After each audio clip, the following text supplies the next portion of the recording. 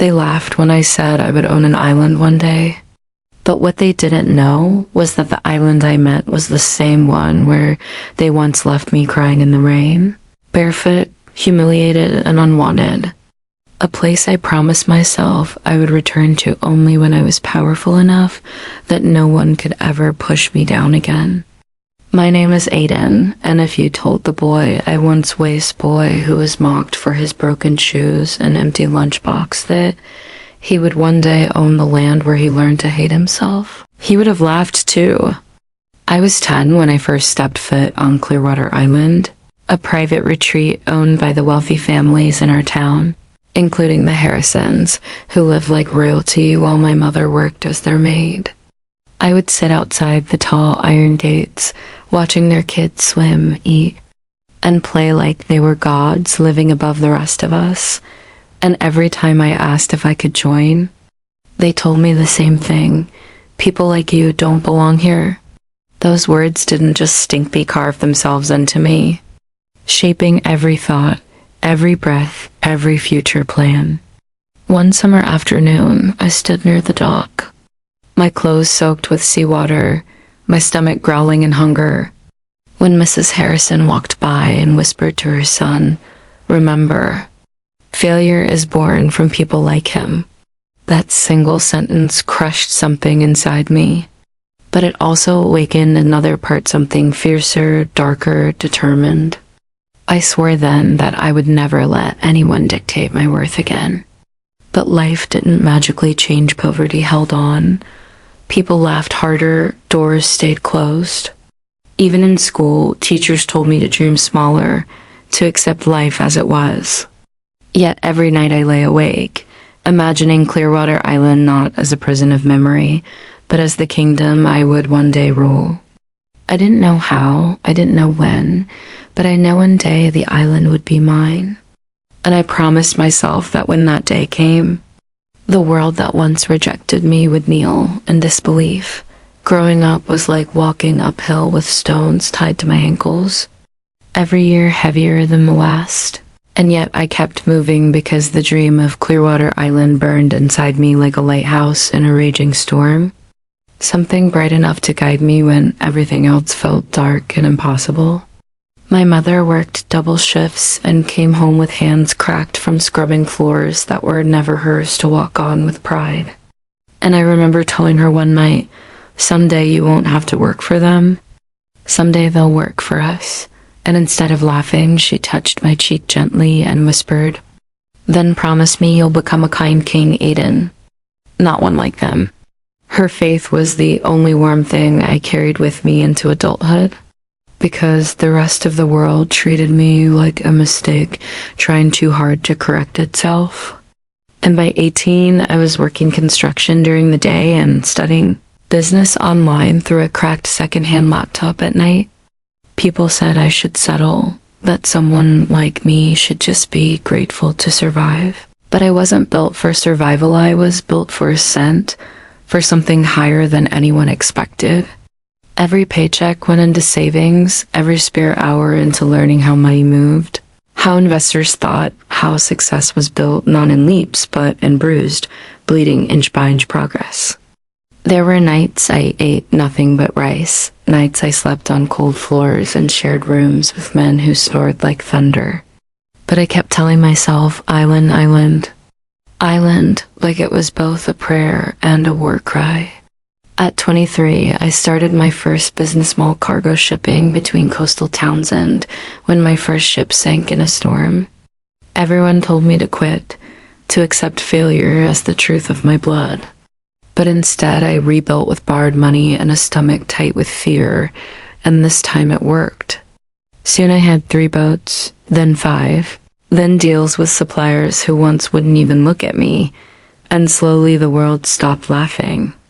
Yet even success tasted bitter because the memory of Clearwater Island haunted me, especially the Harrisons who still owned it like a trophy of power.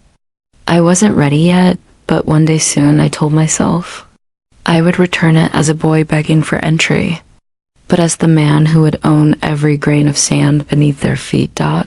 By the time I turned 26, My business was finally breathing on its own, expanding beyond boats into export contracts that brought real money. The kind of money people once said a boy like me would never touch.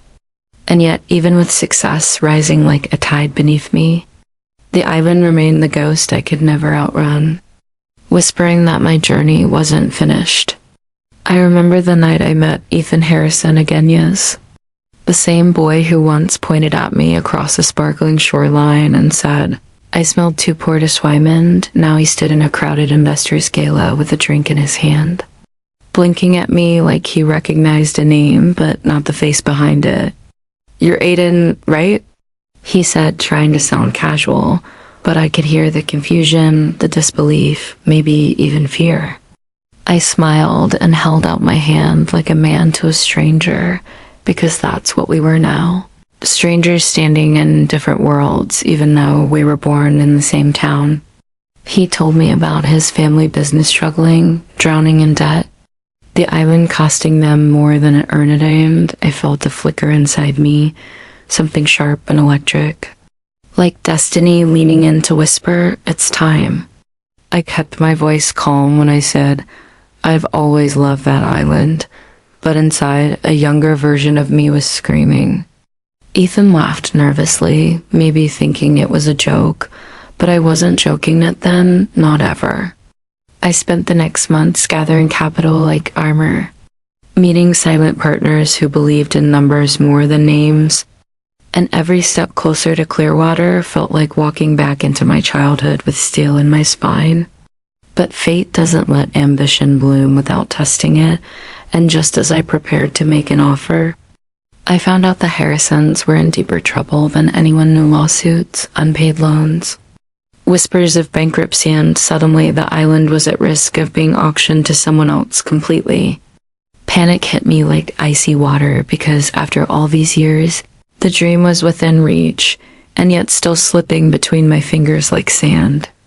Many nights I stood by my window staring at the ocean, telling myself I hadn't come this far to lose now, not when the past was finally trembling.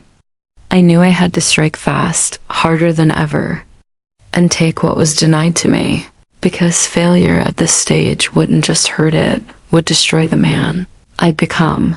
The morning I received news of the auction, I didn't hesitate. I packed my documents, grabbed every dollar I could liquefy, and boarded the earliest ferry to the city. The same ocean breeze that once chilled my childhood bones, now carrying me like a king marching into battle. And the whole way there, my heart slammed against my ribs with equal parts fear and rage. I knew this was my moment, the moment everything in my life had been building toward.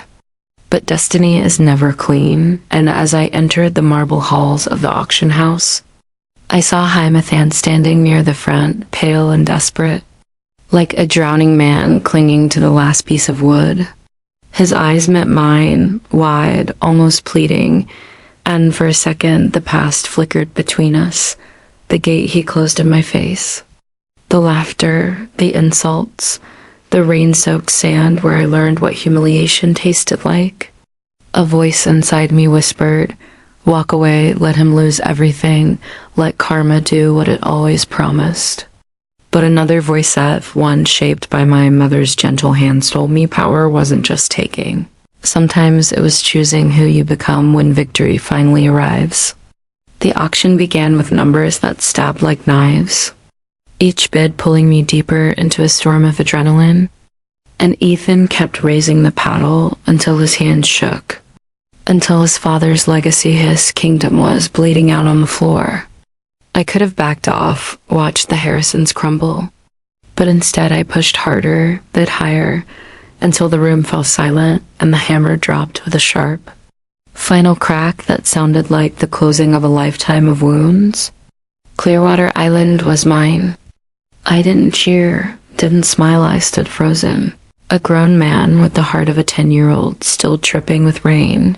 And Ethan stumbled toward me like he wanted to speak, but words failed him. "You won," he breathed, voice filled with something I couldn't read: regret, shame, maybe admiration. I looked at him, at the boy who once told me I'd never belong, and for the first time, I felt no hatred. I simply said, "Noi earned."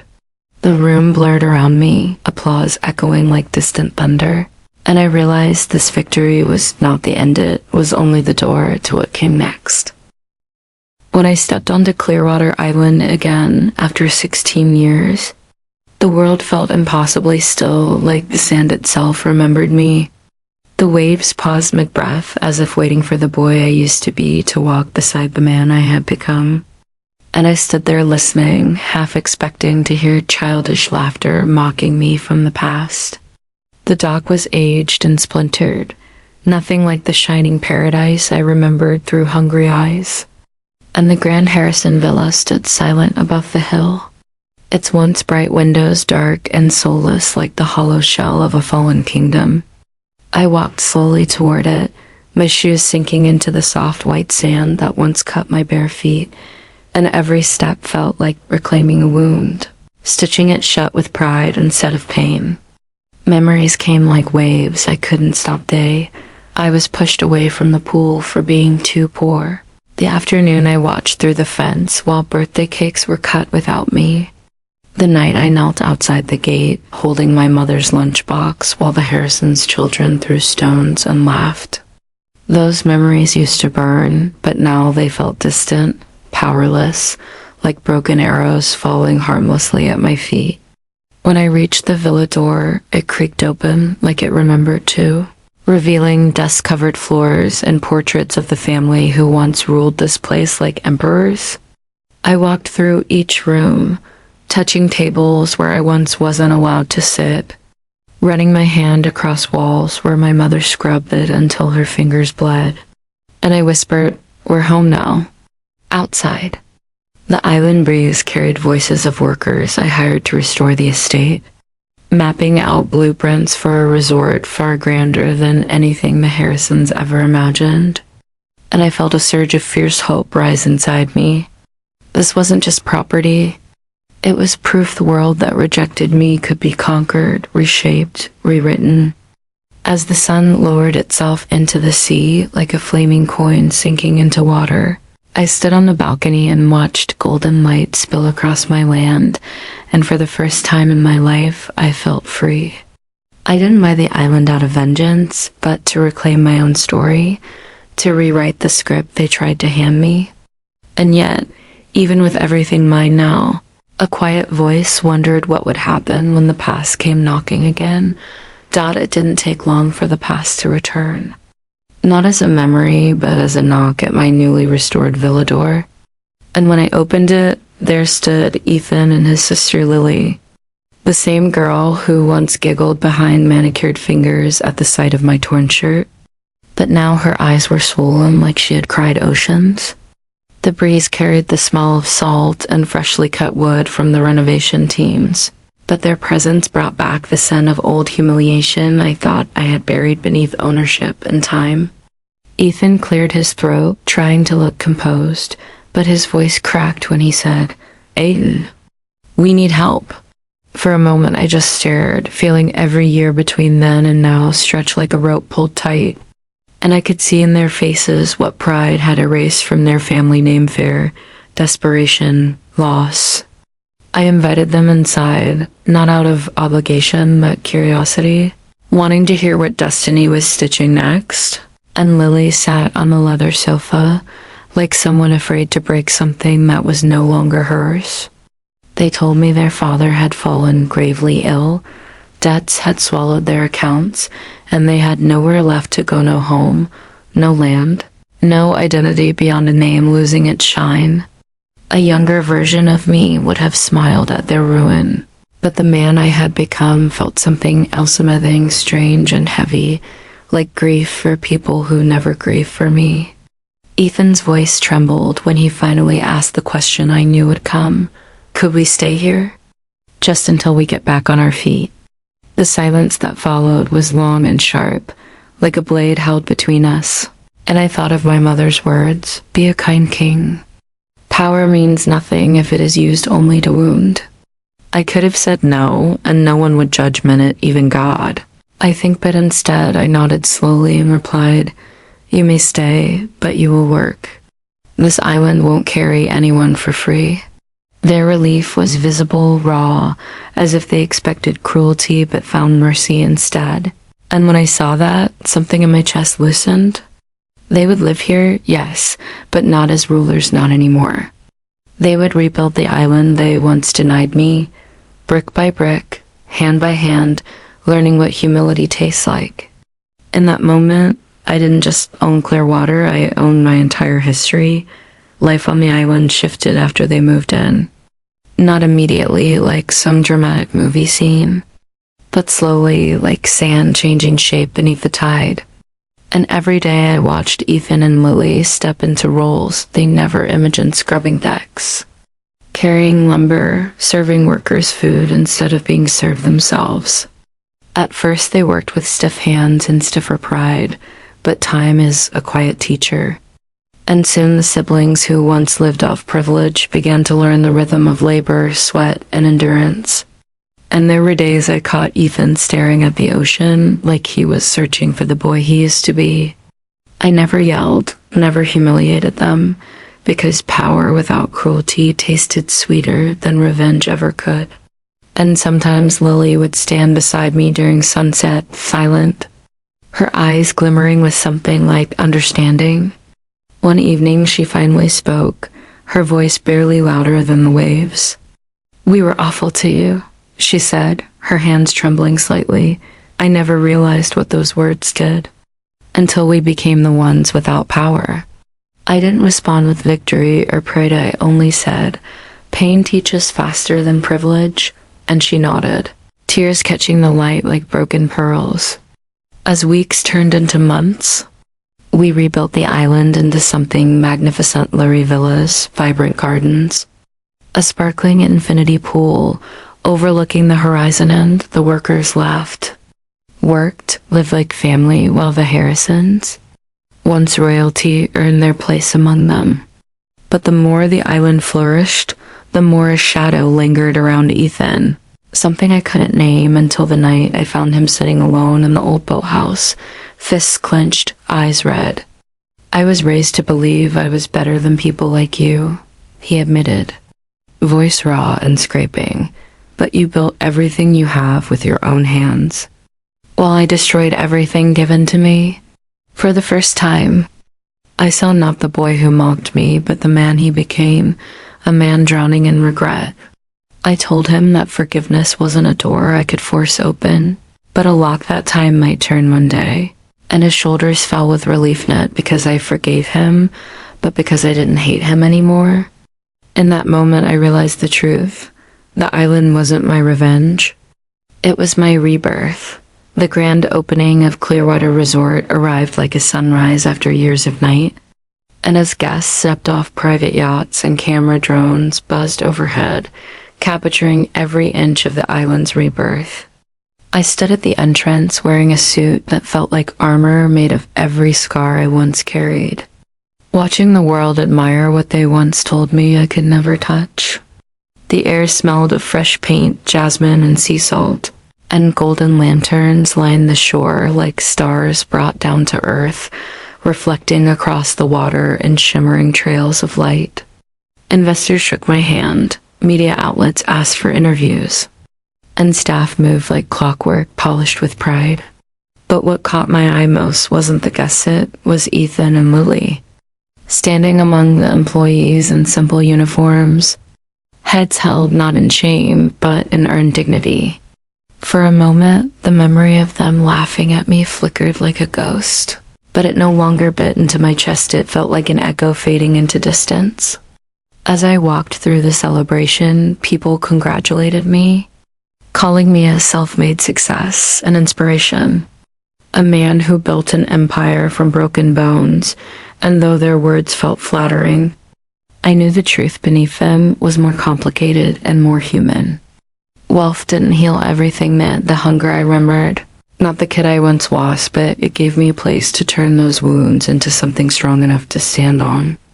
Late into the evening, after speeches and champagne and music that made the island pulse with life, Lily approached me with a nervous breath and placed a small, warm lunchbox into my hands, the same one I once carried as a child, dented and faded but still whole. "We found it in storage," she whispered. "We thought you should have it back. It belongs to the man who never gave up." My throat tightened, words strangled by emotion I hadn't expected, and for the first time in years, tears filled my eyes, not from weakness, but from release. I thanked her gently, quietly, because sometimes forgiveness begins with a gesture rather than a sentence. As fireworks exploded over the shoreline, painting the sky in colors the island had never seen before, I realized I hadn't bought Clearwater to prove them wrong. I bought it to prove to myself that broken beginnings don't dictate endings, they only shape them. Months after the grand opening, when the world returned to its thousand spinning routines and the island settled into its new heartbeat, I found myself waking early every morning to watch the sunrise bleed gold across the water. The same water I once feared would swallow me whole. And each dawn felt like a quiet reminder that survival had turned to triumph, and triumphed to purpose. Guests praised the resort's calm beauty, that they didn't know the history buried beneath every tile and palm tree. And sometimes I walked the shoreline alone, feeling the ghost of a small boy trailing behind me, his feet bare, his hope fragile. One morning, Ethan joined me without a word, his steps cautious like he was afraid of disturbing something sacred. And after a long silence, he said, "I used to think power meant owning what others couldn't. Now I think it means helping others rise." There was sincerity in his voice that I could no longer doubt, and though forgiveness was still a bridge not fully built, I nodded, acknowledging the man he had become. Later that afternoon, a group of local kids visited the island on a school trip, their laughter bright and untainted by the cruelty of status. And one boy in torn sandals reminded me painfully of myself. It was like looking backward through time. The staff guided them through the gardens, the pool, the newly built learning center I had funded for underprivileged youth, and when that boy hesitated near the dock, afraid to step onto the boardwalk, I knelt beside him and said gently, "You belong here, always." His eyes widened, shining with gratitude, like I had just handed him a key to a door he didn't know could open. And in that moment, I felt the final thread of bitterness loosen inside me. The island was no longer a symbol of pain or victory. It was a vessel of transformation, mine and now others. That evening, as waves murmured against the shore and lanterns swayed like breathing stars, Lily handed me renovation sketches for an orphan outreach wing, something she wanted to build in honor of second chances. And when she asked, "May we help you create it?" I realized we were no longer opponents or victims of old history. We were partners in healing what once broke us. The island was never the end of my story. It was the beginning of a legacy. Now, when people ask how I went from the boy no one believed into the man who owns the island that once rejected him, I don't tell them about the money first or the success, or the mansion on the hill. I tell them about the rain-soaked docks, the empty lunchbox, the gate that closed in my face, and how sometimes falling isn't the end, but the push needed to climb higher than anyone imagined. Because owning Clearwater wasn't just business, it was reclaiming every insult, every locked door, every childhood bruise, and turning them into stepping stones instead anchors. Years later, construction on the orphan wing finished, and I watched children run across the courtyard where I once stood small and invisible, and I felt something inside me finally exhale. Ethan now manages the logistics department with hands that once knew only entitlement. Lily oversees community outreach with a heart softened and widened by empathy. And sometimes I catch them watching the horizon like I used to, but their eyes now hold hope, not superiority. We are not friends in the simple sense our history runs too deep for that, but we are bound by transformation, by the island that shaped and reshaped us all. On the 10th anniversary of the resort, I walked alone to the beach at dawn, carrying the little rusted lunchbox that once symbolized everything lacking in my life, and I placed it at the base of a palm tree where the waves could almost reach. It was not a burial, but a Relesia way of saying goodbye to the boy who carried hunger in his pocket and hope like a secret flame. I whispered, "You made it," and the wind felt like an answer, warm and gentle across my face. So if you ever feel small, unwanted, or told you will never succeed, remember this island. Remember this boy who returned not to seek revenge, but to rise, to heal, to build something bigger than the pain that began it all. Life does not ask if you are ready, it asks if you will keep walking when the ground turns against you. And if you do, one day you may stand where your past once broke you, and you will smile, not because you won, but because you transformed what was meant to end you into the reason you rose.